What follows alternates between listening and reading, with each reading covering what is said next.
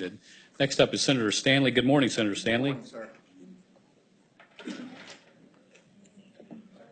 Good morning, members of the committee. You have two bills before us today, I believe. I do, Mr. Chairman. Good. Would you want to take up the hospital licensure bill for your area there? I would. Mr. Chairman, members of the committee, Senate Bill 134 comes to us based on what has just recently happened in Patrick County. A little bit of history to demonstrate so that you know why we need this so badly, and really the timeliness of it is just as important.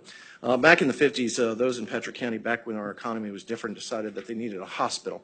And that community knew that the only way that they could build a hospital was by contributing their own pay. And so all the members and the citizens of Patrick County took a little bit out of their paycheck to make sure that they could build this hospital. That hospital is at the center point in Stewart, Virginia, right there in the heart of Patrick County. It was eventually purchased by a company called Pioneer.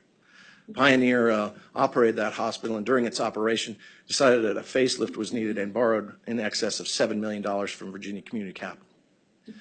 Pioneer then went into bankruptcy, and this was one of those assets. VCC was able to pull the hospital out of bankruptcy, but when it went into bankruptcy, the hospital shut down this summer unexpectedly, leaving Patrick County in the lurch. And so by pulling it out of the bankruptcy, that gives us a chance of finding a new operator of this hospital. But what happened when the hospital shut down was that we lost our critical care designation, and our accreditation by the Commonwealth of Virginia, which is annually renewable as of December 31st, went by the wayside.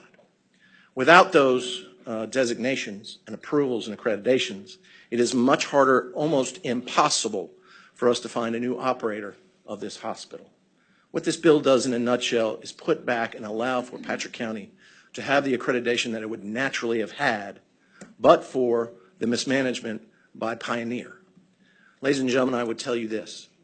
Unlike many rural hospitals which are suffering from a lack of funding or from a lack of profitability, the hospital in Patrick County was profitable. It was not anything that the hospital in Patrick County did that caused it to shut down. Rather, it was what happened with Pioneer. And because the history of this hospital is that it was raised by the community and supported by the community, then the community shall be given an opportunity to make sure that it is once again viable and serving the citizens of Patrick County.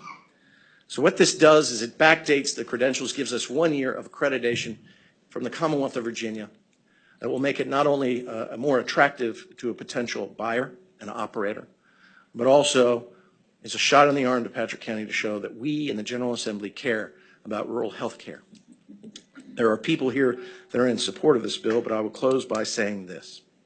Right now, without this hospital, those that are hurt, injured, or sick must travel sometimes 90 miles or 2 hours to a hospital. Without this hospital, right now, Martinsville Hospital is overloaded with ambulances from Patrick County. But those ambulances themselves may have taken 45 minutes, 1 hour, 2 hours to get there. This does not guarantee that the hospital will reopen. But ladies and gentlemen of this committee, I can guarantee you this. If we do not have this piece of legislation become law, you can almost be certain that the hospital will not reopen. And for those reasons, I would ask for your favorable consideration.